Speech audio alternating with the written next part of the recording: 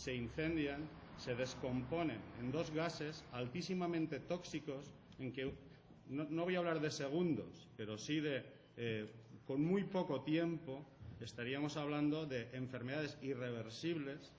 e incluso de la muerte de muchos. Os han transmitido a los medios de comunicación unas declaraciones de la empresa que a cierta hora de la mañana esto que ha ocurrido aquí en Patrais podía haber sido causa externa. Podía haber sido causa externa generando, como algunos medios de comunicación habéis hecho,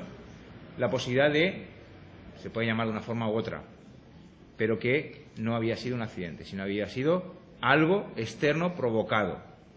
Eso es denunciable a nivel público porque lo único que genera es el desprestigio de los ciudadanos y el desprestigio de un derecho que tienen los ciudadanos a reivindicar su salud.